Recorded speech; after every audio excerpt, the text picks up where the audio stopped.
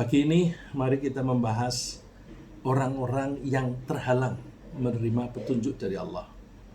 Jadi ada orang-orang yang memang perilakunya itu eh, sangat memungkinkan untuk dia menerima hidayah dari Allah. Saya mengatakan sangat memungkinkan karena hidayah itu yang berupa kecocokan di hati dan di pikiran kita itu hak prerogatif Allah. Tidak ada orang yang bisa mendikte Allah. Oleh karena itu, kita hanya bisa membuat perhitungan-perhitungan sesuai dengan apa yang biasa dilakukan Allah berdasarkan firman Allah itu sendiri. Ya. Mari kita lanjutkan pembahasan kita mengenai sifat-sifat Allah yang suka memberi hidayah kepada kita, yaitu Al-Hadi, dengan membahas orang yang tidak layak atau terhalang untuk menerima hidayah dari Allah. Dengan pembahasan ini diharapkan kita termotivasi untuk menghindari perilaku-perilaku tertentu yang menyebabkan banyak orang terhalang untuk menerima hidayah. Jadi pokok pembahasan kita yaitu karakter orang-orang yang terhalang menerima hidayah berdasarkan firman Allah itu sendiri. Kenapa kita pelajari itu? Targetnya adalah kita bisa menghindari perilaku seperti orang-orang yang dinyatakan oleh Allah terhalang menerima hidayah. Siapakah orang-orang yang terhalang menerima hidayah itu? Bisa kita ambil dari ayat-ayat Al-Quran berdasarkan firman Allah itu sendiri.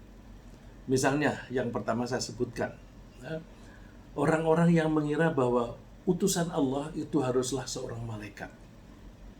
Ada orang-orang yang menganggap bahwa yang namanya utusan Allah itu ya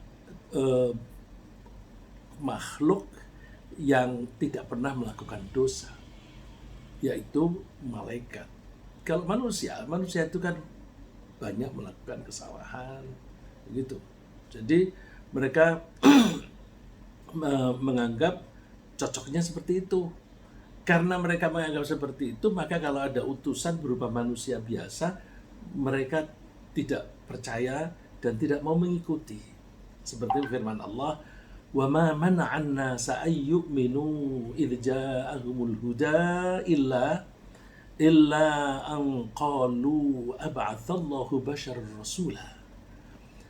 Tidaklah menghalang-halangi orang atau manusia untuk beriman kepada Allah pada saat pengarahan itu datang. Jadi huda yang disebut di sini adalah pengarahan. Apakah dari Rasul, dari Nabi, atau dari seorang ustadz, atau dari Al-Quran, atau dari hadis, atau dari buku. Mereka mengatakan, illa an qalu ba'atsallahu basyarar rasula. Apakah Allah itu mengutus manusia? Masa utusan Allah kok manusia? Jadi karena mereka itu berasumsi, beranggapan bahwa pantasnya utusan Allah itu adalah malaikat, maka begitu yang datang kepada mereka manusia biasa, mereka nolak. Ya. Mereka heran kalau utusan Allah itu perlu makan dan minum.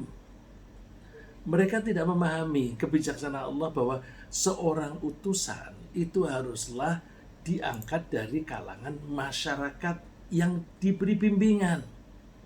Karena di situ butuh komunikasi, butuh keteladanan, ya, sehingga utusan tersebut bisa berfungsi, berperan sebagai teladan atau role model, ya, yang bisa ditiru dan bisa berkomunikasi dengan bahasa mereka, dengan bahasa yang sama, dengan budaya yang sama, bisa merasakan derita yang sama, bisa memanfaatkan kapasitas kemanusiaan yang sama, dan memiliki kebutuhan yang sama. Sehingga mereka tidak mengkultuskan seorang utusan. Utusan ya utusan, tidak boleh dikultuskan, ya, yang sama-sama makhluk.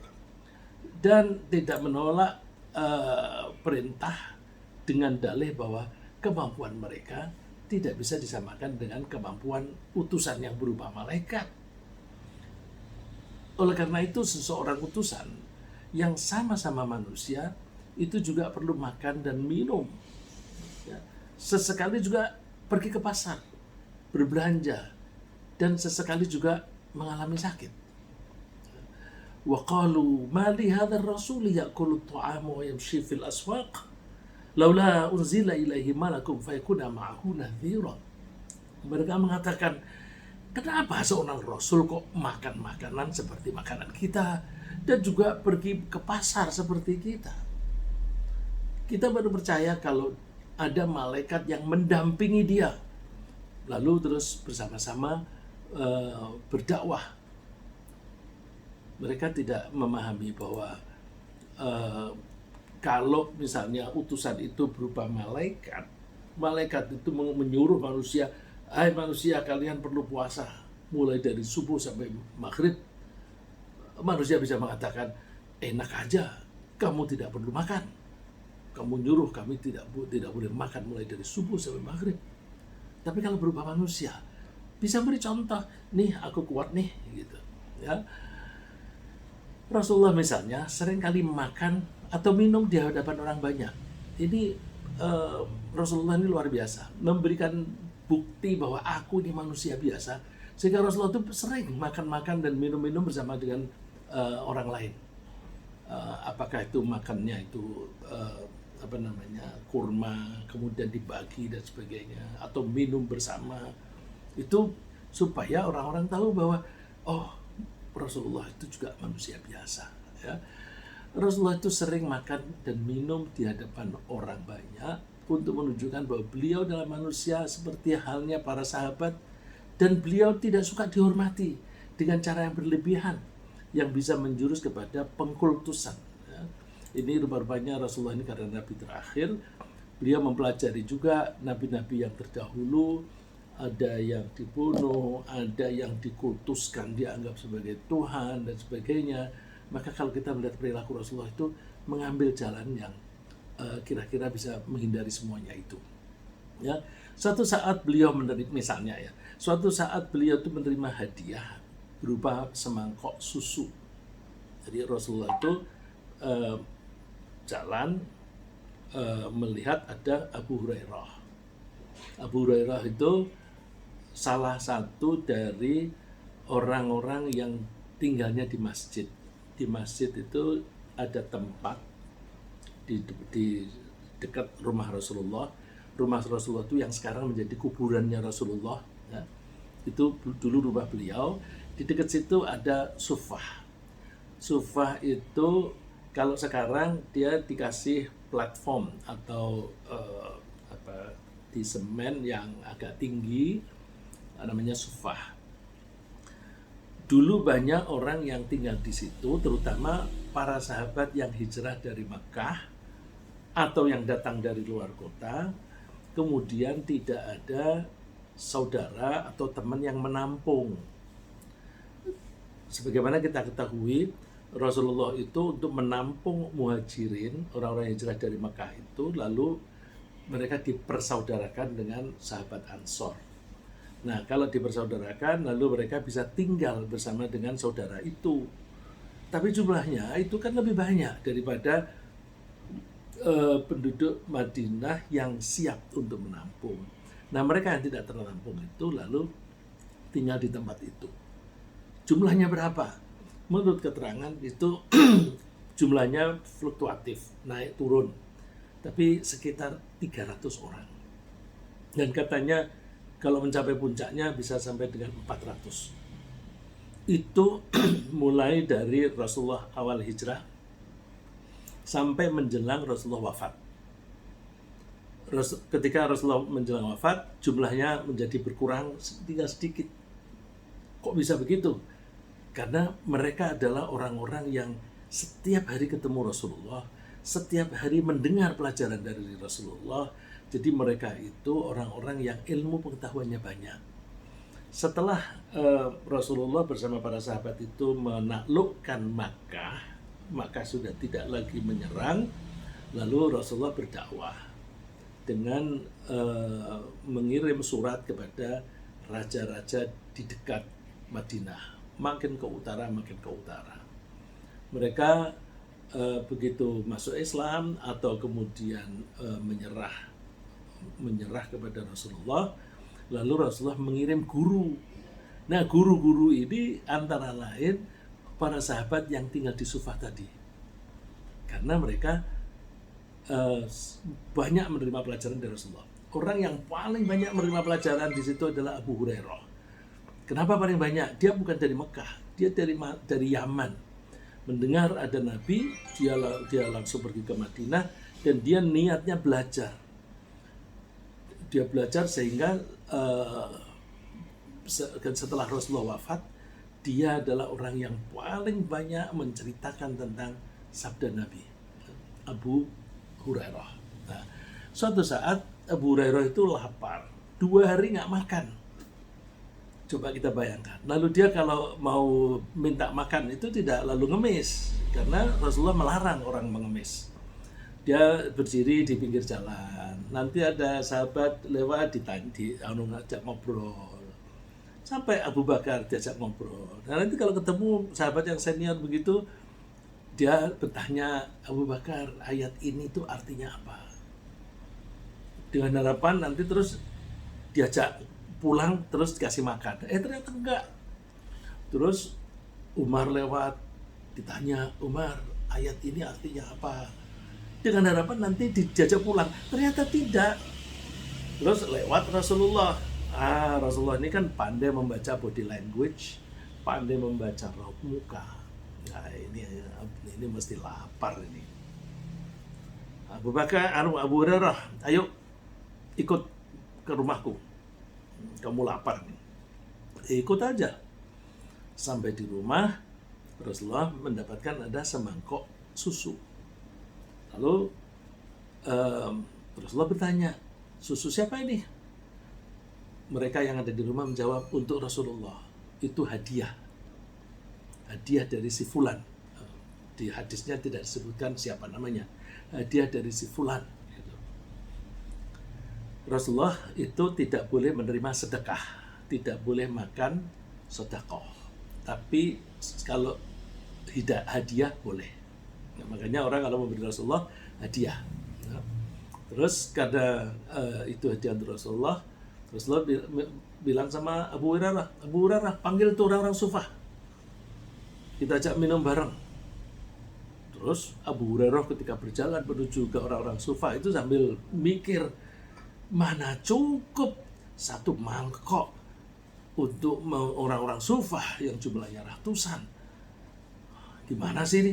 Tapi kalau aku tidak nurut, aku nanti membangkang utusan Allah, aku berarti bermaksiat, aku dosa. Ya deh, panggil. Terus setelah mereka pada datang, Rasulullah menyuruh Abu Hurairah itu dibagi satu-satu. Jadi perintahnya itu bukan kamu minum, tapi bagi itu satu-satu, suruh minum. Begitu seseorang minum, terusin sampai kenyang. Abu Hurairah makin penasaran, mana aku kebagian? Ternyata sampai semuanya minum dan kenyang, di mangkok itu susunya masih utuh seperti tadi. Rasulullah tersenyum, masih ada ya Abu Hurairah? Iya Rasulullah, tinggal engkau dan aku. Baik, sekarang kamu minum. Oh, coba. Rasulullah itu orang yang paling dihormati. Minumnya paling akhir dan mangkoknya bekas dari orang lain. Betapa Rasulullah itu merendahkan dirinya, rendah hati, ya, rendah hati di hadapan para sahabat. Dah, kamu sekarang minum. Setelah minum, dia ingin berhenti. Rasulullah bilang, teruskan. Terus sampai dia kenyang. Dia mengatakan, sudah nggak ada tempat lagi Rasulullah di perutku ini, terlalu kenyang. Ya udah, sini. Terus diterima oleh Rasulullah, diminum habis. Coba, ini mukjizat ya, mukjizat dari Rasulullah. Tapi poin saya adalah bahwa Rasulullah itu secara demonstratif menunjukkan kepada orang-orang bahwa Rasulullah itu minum dan juga makan seperti biasa. Maka itu pelajarannya adalah bahwa kita menghormati pemimpin kita, menghormati Nabi Muhammad SAW, tapi pada porsi yang pas, tidak boleh berlebihan. Ya. Nanti bisa mengkultuskan dan bahkan bisa menuhankan Nabi Muhammad SAW. Jadi orang yang tidak mau dipimpin atau mendapatkan pengarahan dari manusia biasa, orang itu tidak layak menerima hidayah. Contoh yang kedua yang saya ambilkan dari Al-Quran adalah orang yang mengumbar hawa nafsu. Orang yang suka mengumbar hawa nafsu, dia kepingin apa saja turuti, kepingin apa turutin. Nah, orang itu menjadi terlatih berperilaku sesuai dengan keinginan. Hawa nafsu itu bahasa Indonesianya keinginan diri. Hawa keinginan, nafs itu diri. Jadi hawa nafsu keinginan diri. Menuruti keinginan diri boleh nggak? Boleh untuk mempertahankan kehidupan. Tanpa keinginan kita tidak bisa mempertahankan kehidupan. Maka kita diberi keinginan. Tetapi itu hanya sarana untuk mempertahankan hidup. Jangan dituruti berlebihan. Tapi ya namanya keinginan itu maunya kan lagi dan lebih banyak. Maka orang yang terbiasa mengikuti keinginannya sendiri itu berpotensi untuk menyimpang dari ajaran Allah. Nah, kalau menyimpang, ya tidak akan mendapatkan hidayah dari Allah. Nah, ini contohnya banyak di Al-Quran. Saya ambilkan salah satunya di surat Qasas ayat 50. فَإِنْ لَمْ يَسْتَجِيبُوا لَكَ فَاعْلَمْ أَنَّمَا يَتَّبِعُونَ أَهْوَاءَهُمْ. Kalau mereka tidak mau memenuhi ajakanmu, ketahuilah bahwa mereka itu hanya mengikuti keinginan mereka saja, mengikuti hawa nafsunya saja. Nah, ini pelajaran yang bisa kita ambil statement berikutnya. وَمَنْ أَضَلُّ مِمَّنِ اتَّبَعَ هَوَاهُ بِغَيْرِ هُدًى مِنَ اللَّهِ. Siapakah yang lebih sesat dibanding orang yang selalu mengikuti hawa nafsunya sendiri tanpa berpegang teguh pada ajaran Allah? Innallaha la yahdil qaumadz zalimin. Sungguh Allah tidak memberi petunjuk kepada orang-orang yang zalim. Logikanya gimana? Menuruti keinginan sendiri kok bisa sesat? Begini, kita ini kan diperintahkan oleh Allah untuk mengabdi kepada Allah. Wa ma khalaqtul jinna wal insa illa liya'budun. Aku tidak menciptakan jin dan manusia kecuali supaya mengabdi kepadaku. Mengabdi itu artinya menurut, tunduk, dan bahkan apapun yang kita lakukan hanya dalam rangka taat kepada Allah atau dalam rangka mencari ridho Allah. Jadi kalau kita makan harus dirunut untuk apa? Untuk diri sendiri atau untuk Allah? Kalau aku makan biar kenyang, itu untuk diri sendiri. Kenapa kamu makan itu?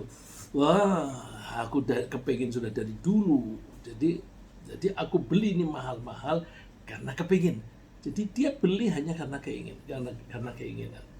Nah, orang yang beli makanan meskipun mahal karena keinginan, itu berarti dia lebih taat kepada makanan, kepada kesukaannya, lalu lupa kepada Allah. Akibatnya apa?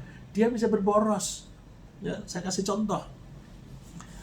Ada orang terbang dari Jakarta ke Surabaya, suami istri. Kenapa? Terus nyebrang ke Madura, di sana ada bebek goreng yang enak sekali. Habis itu pulang. Jadi terbang ke Surabaya hanya untuk makan bebek goreng. Berapa itu biayanya? Bukankah itu wasting, mubazir, menyia-nyiakan harta? Ada yang lebih, sebelum saya ketemu orang yang semacam itu, saya ketemu orang itu sudah heran. Ada orang rumahnya di sana tuh di Tangerang. Terus saya kepingin ngobrol. Kalau mau ngobrol, ayo kita makan siang. Di mana? Di Cikampek. Wah, ya udah, karena saya ada keperluan, saya ngikuti ke Cikampek. Habis makan, pulang langsung. Masya Allah. sampai hanya makan ayam goreng. Kenapa nggak dibeli di Jakarta saja? Katanya itu paling enak. Gitu. Ya, terus, nah itu kan menyebabkan menyia-nyiakan harta. Menyia-nyiakan harta itu melanggar ketentuan Allah. Jadi orang yang taat pada dirinya sendiri berlebihan itu berpotensi untuk tidak mengikuti ajaran Allah. Kalau tidak mengikuti ajaran Allah berarti tidak menerima hidayah dari Allah. Lagi, yang ketiga, orang yang tidak layak menerima hidayah adalah orang yang lebih mencintai apapun selain Allah. Ya, apapun ini bisa mencintai harta, bisa mencintai wanita, bisa mencintai laki-laki, bisa mencintai jabatan. Ya. Kalau cintanya kepada harta atau kepada jabatan itu lebih besar daripada cintanya kepada Allah, udah potensinya sesat. Bagaimana? Orang kalau cinta jabatan, dia biasanya nempel kepada kingmaker, kepada orang yang bisa memberi dia jabatan. Entah itu jabatannya camat, atau bupati, atau gubernur, atau menteri, atau bahkan presiden, nempel aja. Nah, kalau dia nempel kepada pejabat itu, maka di hati dia lebih rikoh kepada orang itu daripada kepada Allah. Misalnya, dia lagi diajak makan-makan, menghormati tamu dari luar negeri, terus sambil makan, sambil ngobrol, lupa sholatnya. Apalagi kebetulan orang yang dia tempelin itu, kingmakernya itu tidak sholat. Udah, dia mau sholat rikoh. Jadi dia lebih rikoh kepada kingmaker itu daripada kepada Allah. Sesat jadinya. Oleh orang semacam ini sulit untuk menerima hidayah. Begitu pula cinta kepada seseorang. Itu juga begitu, nanti dia akan menurutinya, apalagi seseorang itu yang berbeda jenis, yang bisa menimbulkan hawa nafsu yang sangat berpotensi untuk melanggar ketentuan Allah. Nah, Allah wanti-wanti, qul in kana aba'ukum wa abna'ukum wa ikhwanukum wa azwajukum wa ashiratukum wa amwalun iqtaraftumuha wa tijaratun tahshawna kasadaha wa masakinu tardawnaha ahabba ilaikum minallahi wa rasulihi wa jihadin fi sabilihi fatarabbasu hatta ya'ti Allahu bi amrihi wallahu la yahdil qaumal fasiqin.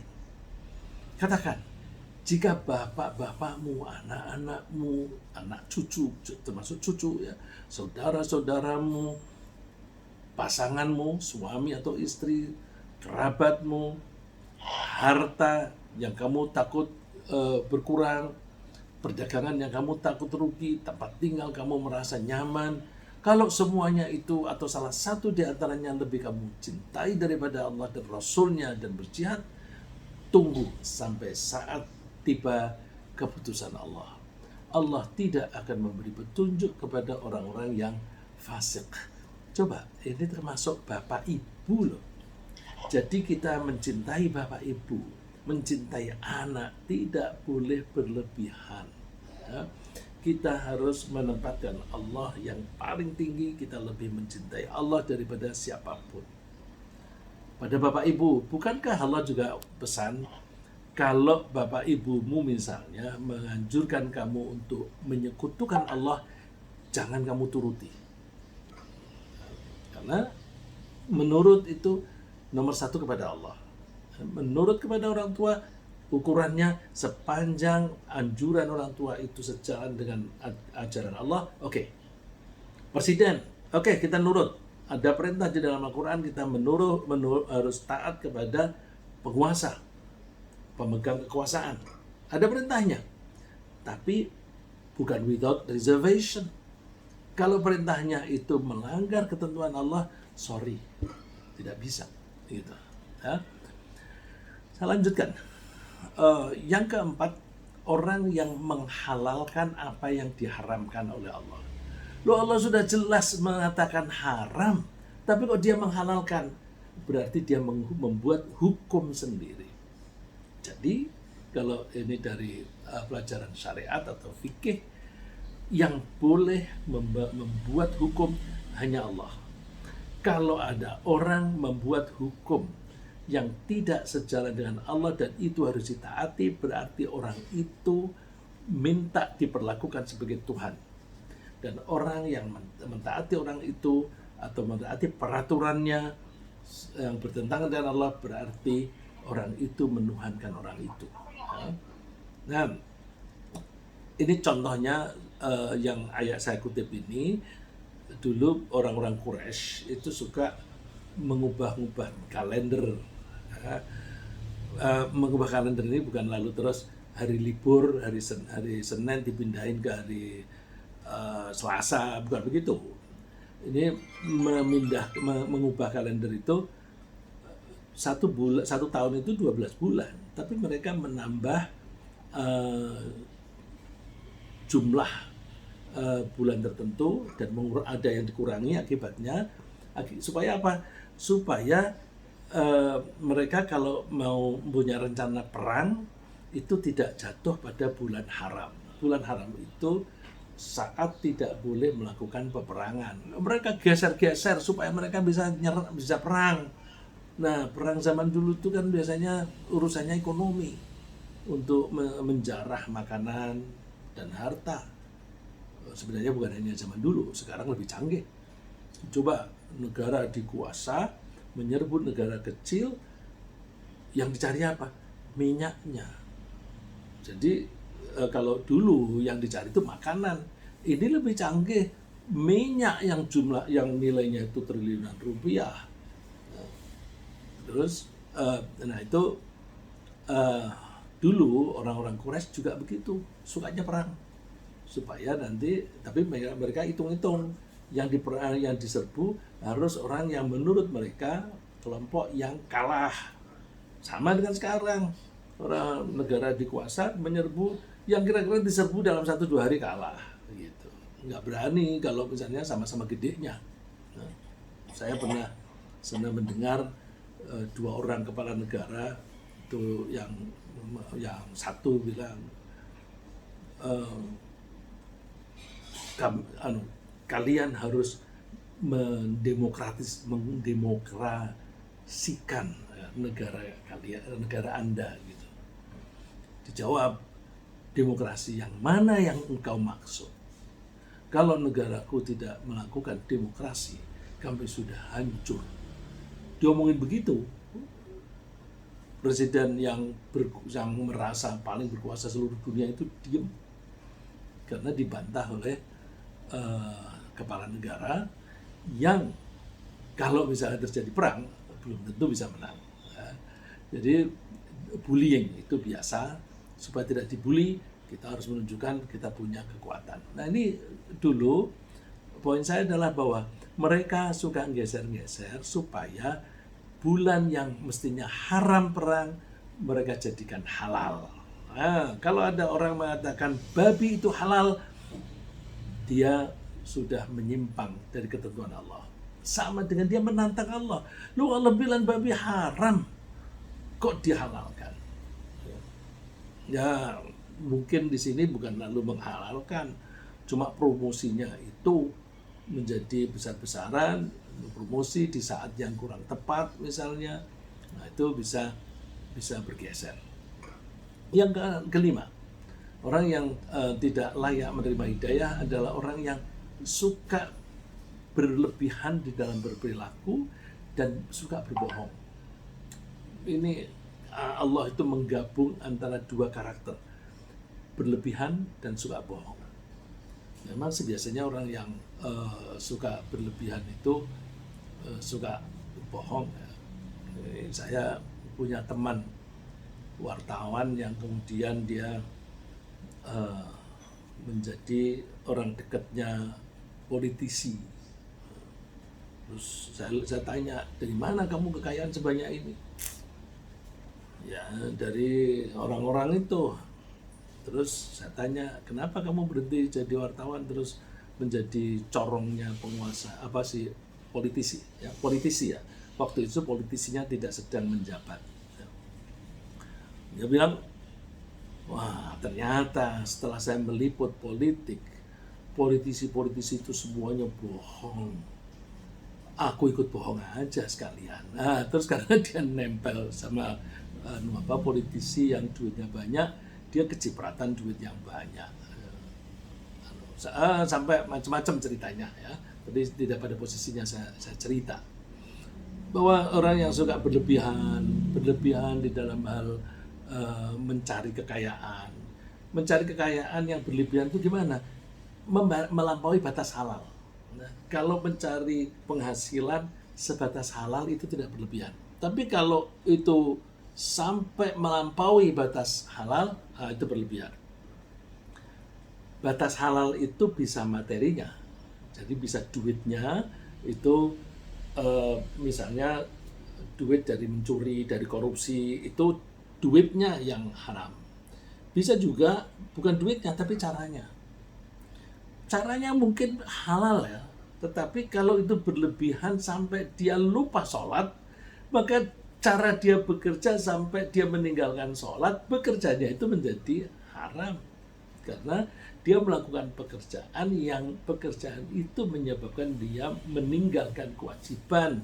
Nah, itu menjadi haram, itu artinya berarti berlebihan. Nah, orang yang semacam itu sulit menerima hidayah dari Allah. Innallaha la yahdi man huwa musrifun kadzdzab. Allah tidak akan memberi hidayah kepada orang yang suka berlebihan dan suka berdusta.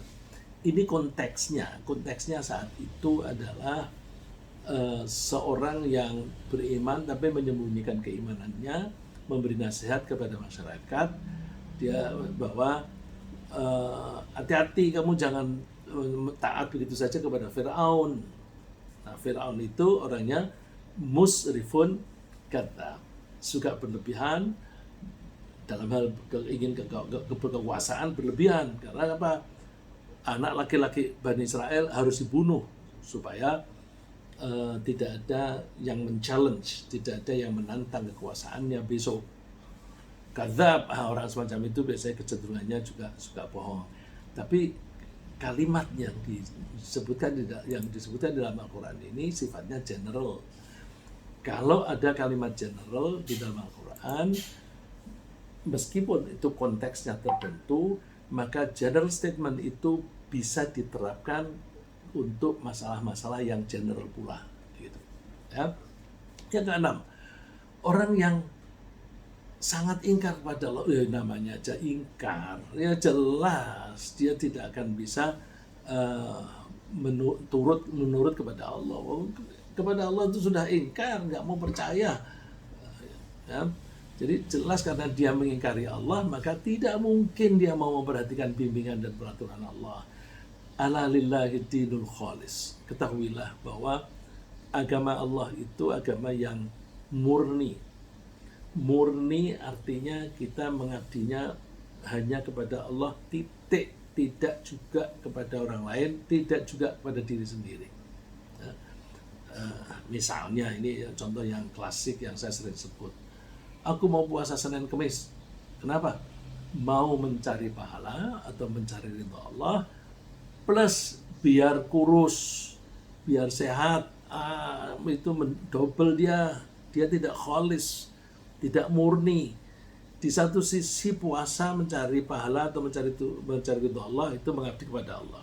Tapi kalau dia puasa biar saya kurus itu kepentingan saya, berarti dia berpuasa untuk Allah plus untuk diri sendiri. Itu tidak khalis. Ya.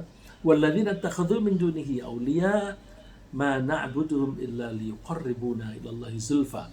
Ada orang-orang yang menyembah kepada selain Allah itu tujuannya apa? Supaya mendekatkan diri. Nah, ini orang yang seringkali merasa tidak pede berhadapan dengan Allah. Karena tidak pede, lalu berwasilah minta kepada yang tidak pada tempatnya. Misalnya ke kuburan minta restu.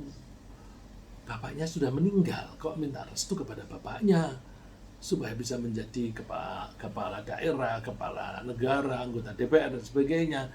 Nah, ini tidak murni. Mestinya mintanya kepada Allah. Ya. Nah, kalau orang itu ditanya, kenapa begitu? Ya, bapakku ini kan orang saleh. Dia lebih dekat pada Tuhan. Terus saya minta dia. Ini dia nggak pede. Kenapa nggak pede? Dia nggak taat kepada Allah. Dia tidak pernah merasa dekat dengan Allah. Karena tidak merasa dekat, lalu dia mencari sarana wasilah ya istilahnya ya. Mencari wasilah yang menurut perhitungan dia lebih dekat dengan Allah. Tapi caranya salah. Wasilah boleh, tapi ada cara yang benar. Ya. Terus Allah itu mengatakan di sini ayatnya, innallaha la yahdi man huwa kadzibun kaffar. Allah tidak akan memberi petunjuk kepada orang yang bohong dan kafir. Kafir itu artinya menutup diri, tidak mau percaya. Ya. Jadi kafir itu tidak harus berarti konfrontatif, karena kafir itu artinya tidak mau percaya kepada sesuatu atau seseorang. Orang yang tidak percaya kepada Allah, dia kafir kepada Allah. Tapi orang yang tidak mau percaya kepada berhala, orang itu juga kafir. Kafir terhadap berhala. Jadi kalau dibilang, Rizza itu kafir nggak? Kafir. Kafir terhadap berhala. Ya, jadi tolong kata kafir jangan dipolitisasi. Ya. Jangan dipolitisasi. Kafir itu menutup diri, tidak mau percaya pada informasi yang datangnya dari luar. Jadi orang Islam pun, orang Muslim pun juga kafir. Dia menutup diri, tidak mau misalnya didorong-dorong untuk menganggap bahwa Tuhan itu 3, Tuhan itu 5, begitu. Nggak bisa. Ya, itu kafir terhadap gandanya atau banyaknya Tuhan. Yang ketujuh, orang yang hatinya suka menyimpang dan fasik. Fasik itu artinya banyak melakukan pelanggaran-pelanggaran. Kalau pelanggaran dalam agama suka disebut dosa. Karena pola pikirnya itu menyimpang dari kebenaran, maka dia cenderung berperilaku menyimpang pula.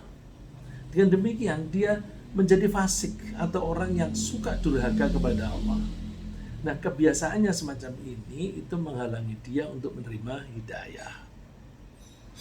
Saya kutipkan di surat As-Saff, wa idh qala Musa liqaumihi ya qaumi lima tu'dhunani wa qad ta'lamuna anni rasulullahi ilaikum falamma zaghu azaghallahu qulubahum wallahu la yahdil qaumal fasiqin.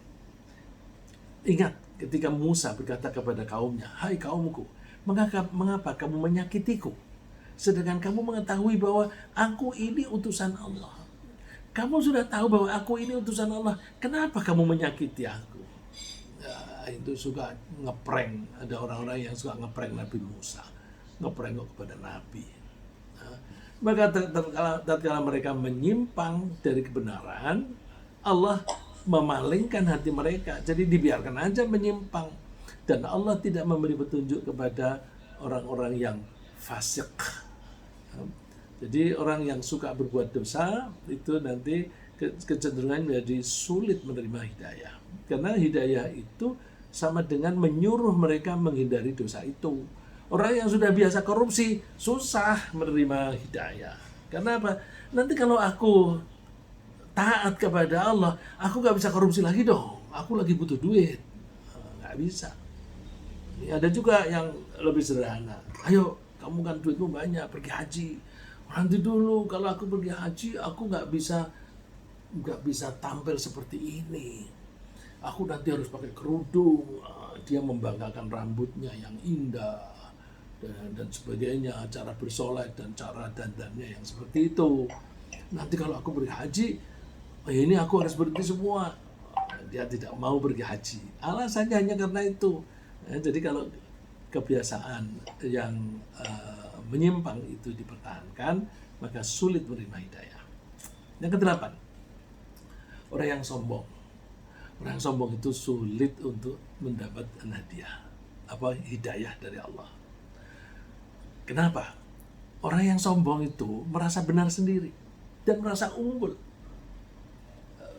Coba cari orang yang sombong, terutama yang sombongnya itu makin ekstrim. Sombong yang makin ekstrim itu biasanya itu self-oriented, lebih orientasinya pada diri sendiri, dan itu kalau makin tinggi menjadi narsis. Orang semacam itu merasa dirinya selalu benar. Kalau ditegur, pasti dia menyalahkan yang negur. Terus nanti kalau ada terjadi komunikasi, mesti dia yang merasa benar dan merasa unggul. Nah, orang yang semacam itu, kalau bekerja di satu perusahaan, susah diajak kerjasama. Karena dia merasa lebih pintar, lebih unggul dari yang lain. Nah, kalau itu diperluas lingkupnya, maka orang semacam itu menjadi sulit tunduk kepada Allah. Karena memang orang sombong itu kecenderungannya tidak mau tunduk kepada orang lain kecuali pada diri sendiri. Karena dia merasa dirinya benar. Qala qul ara'aytum in kana min 'indillahi wa kafartum bihi wa shahida shahidun min bani Israil 'ala mithlihi fa amana wastakbartum. Innallaha la yahdil qaumadh dhalimin. Katakan, tahukah kamu kalau Allah itu menurunkan kitab, menurunkan agama, dan kamu mengingkarinya, padahal ada saksi di antara kalian. Ini konteksnya Bani Israel. Orang Bani Israel di Madinah umumnya cenderung tidak mau percaya kepada Nabi. Karena apa? Padahal di kitab mereka itu ada tercantum bahwa nanti akan ada Nabi namanya Muhammad, wajahnya begini, rambutnya begini, dan sebagainya, persis seperti yang digambarkan di kitab mereka. Mereka tidak mau, karena apa? Kesombongan. Mereka mengaku bahwa suku mereka adalah suku yang paling unggul. Memang dalam sejarahnya mereka itu selalu unggul di dalam ilmu pengetahuan. Bahkan sampai sekarang pengetahuan mereka itu secara statistik itu lebih unggul. Misalnya kita mengukurnya jumlah PhD di negara mereka sekarang, tempat tinggal mereka sekarang, itu rasionya dengan penduduk itu paling besar dibanding negara manapun di seluruh dunia. Jadi mereka punya PhD yang rasionya paling besar. Kalau melihat statistik semacam itu kan kira-kira bahwa memang mereka itu leading di dalam pengetahuan. Nah, itu dari dulu mereka mengaku unggul. Nah, kalau orang mengaku unggul, kok nabinya kok dari Arab? Mereka menganggap suku Arab itu lebih rendah. Akhirnya mereka tidak mau beriman. Padahal ada seorang saksi di antara mereka yang percaya dan mengatakan bahwa ada kok ini di kitab kita, di kitab Taurat gitu. Ada, tapi mereka tidak mau. Karena apa? Istakbartum, kalian itu sombong. Innallaha la yahdil qaumadh dhalimin. Allah tidak memberi hidayah kepada orang yang zalim. Jadi orang yang sombong itu sebenarnya zalim. Lagi orang yang tidak menerima hidayah adalah orang yang tidak mau mempercayai atau mengingkari tanda-tanda kebesaran Allah. Jadi ada tanda-tanda kebesaran Allah, mereka tidak mau. Misalnya Ka'bah itu tanda kebesaran Allah. Enggak usah Ka'bah. Gunung itu juga bukti kebesaran Allah. Bagaimana tidak? Kalau ada di globe, ya, di bulatan bumi ini kan terdiri secara umum tanah, ya, ada bebatuannya, dan air. Kan tanah, batu itu kan berat, air itu ringan. Maka mestinya tanah itu di bawah, kemudian permukaan dunia ini semuanya air. karena memang air lebih ringan. Tapi Allah Maha Kuasa dengan membuat magma di dalam di tengah bumi, panasnya itu mendorong-dorong ke atas, lalu terus menyondol-nyondol ke atas, ada kepingan, lalu terjadilah gunung. Gunung yang muncul di sana sini ketika bergabung, maka terjadilah pulau. Dengan terjadinya pulau, maka kita bisa tinggal di situ. Itu kan kebesaran Allah, kekuasaan yang luar biasa.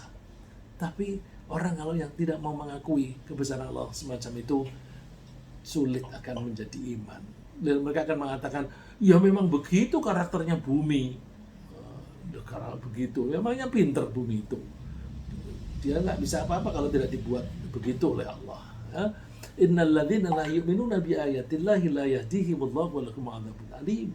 Sesungguhnya orang-orang yang tidak mau percaya kepada ayat-ayat Allah, tanda-tanda kebesaran Allah. Ayat ini bisa tertulis, bisa yang tidak. Yang tertulis itu adalah yang tertulis di kitab suci, di Al-Quran, Taurat, dan sebagainya.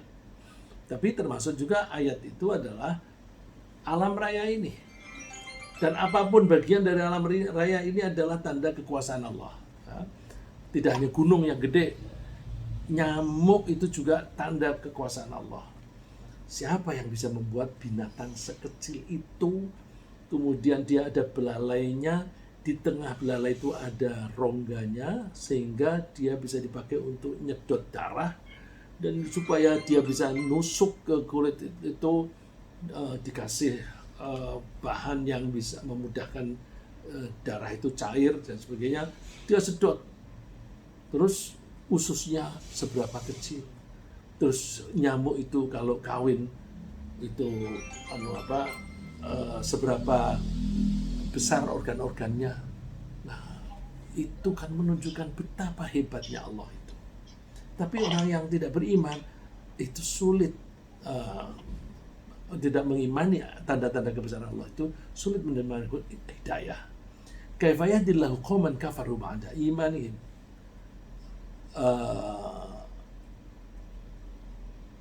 Mohon maaf, innal ladzina la yu'minuna bi ayatillahi la yahdihimullahu wa lahum 'adzabun alim. Sesungguhnya orang-orang yang tidak percaya kepada ayat-ayat Allah, maka Allah tidak memberi hidayah kepada mereka dan mereka akan mendapatkan siksaan yang pedih.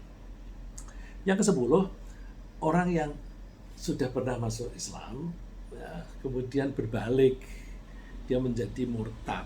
Nah, orang kalau sudah begitu akan sulit menerima hidayah. Ya. Kaifa yahdillahu qauman kafaru ba'da imanihim. Bagaimana Allah memberi hidayah kepada masyarakat atau orang-orang yang tidak percaya, yang menjadi kafir setelah iman. Wa syahidu anna ar-rasula haq, dan mereka menyaksikan atau percaya bahwa Allah mengutus Nabi Muhammad itu hak. Tapi mereka mengingkarinya, berbalik agama. Ini banyak orang yang pindah agama hanya karena mau kawin, dia putus asa, pacaran gagal terus, yang seagama, udah yang tidak seagama aja, gitu. Terus mengikuti agama orang lain. Ada juga yang karena kekuasaan, dia kepengen dapat kekuasaan, kingmakernya agamanya beda, lalu dia beralih agama, bisa juga begitu. Jadi orang-orang semacam itu sulit mendapatkan hidayah. Wallahu la yahdil qaumadz zalimin. Orang semacam itu menganiaya diri sendiri. Yang terakhir yang saya kutip di sini adalah orang yang menjadikan non-muslim sebagai teman setia. Ya, teman setia itu adalah teman yang siap melindungi. Ini banyak orang menerjemahkannya dulu, teman setia itu diartikan sebagai pemimpin. Sebenarnya artinya bukan pemimpin, artinya itu teman setia. Teman setia itu siap untuk memimpin. Maka mereka disebut dalam bahasa Arab wali. Kalau satu orang, wali itu pelindung. Ada murid, siapa ini yang menjadi pelindung? Disebutnya wali murid. Ada kota, siapa yang melindungi? Wali kota. Provinsi, mestinya juga namanya wali provinsi. Tapi untuk membedakan antara level kota dan provinsi, yang provinsi disebutnya gubernur. Ya. Dan nah, konsekuensinya pelindung itu lalu juga identik dengan pemimpin. Tapi tidak semua wali, tidak semua teman setia itu pemimpin. Pemimpin harusnya menjadi teman setia. Jadi terjemahan itu, ini saya suka membaca, ini terjemahan palsu. Enggak, sebelum ada ribut-ribut Al-Maidah 51, saya sudah menerjemahkan aulia itu teman setia. Bukan, lah kalau dijadikan teman setia aja tidak boleh, apalagi jadikan pemimpin gitu. Jadi dulu saya sudah menerjemahkannya teman setia. Terus setelah diubah, nah ini terjemahannya mentaati penguasa. Nah, memang yang benar itu teman setia. Jadi kalau itu nggak bertentangan dengan arti yang semula, malah lebih pas, karena teman setia itu artinya lebih luas, kalau pemimpin itu lebih sempit. Justru yang benar itu teman setia. Ya. Orang yang semacam ini sulit menerima hidayah karena pola pikirnya, seleranya, dan kebiasaannya banyak dipengaruhi oleh teman-teman dekatnya dalam pergaulan. Ya ayyuhalladzina amanu la tattakhidul yahuda wan nasara awliya ba'dukum awliya ba'd wa may yatawallahum fa innahu wa may yatawallahum minkum fa innahu minhum innallaha la yahdil qaumadh dhalimin. Hai orang yang beriman, jangan kamu jadikan orang Yahudi dan Nasara sebagai teman dekat. Berteman boleh? Boleh. Berpartner bisnis boleh? Boleh. Tapi jangan menjadi teman dekat. Teman dekat itu kalau sudah ada kecenderungan saling curhat, kita kan tidak akan curhat kepada orang yang kita tidak percaya. Dan kita berharap yang kita curhati itu melindungi kita atau mendukung kita. Nah, itu sudah menjadikan dia sebagai teman dekat. Jangan. Karena di hati mereka itu nggak ada kecenderungan melindungi kita. Wa may yatawallahum fa innahu minkum. Orang yang berlindung kepada mereka, yaitu termasuk golongan mereka. Allah tidak memberi petunjuk kepada kaum yang zalim. Nah, karena itu hati-hati kalau kita mengharapkan hidayah dari Allah. Ini paling tidak ada 11 poin yang saya kemukakan. Kita hindari perilaku yang semacam itu supaya kita mudah menerima hidayah dari Allah.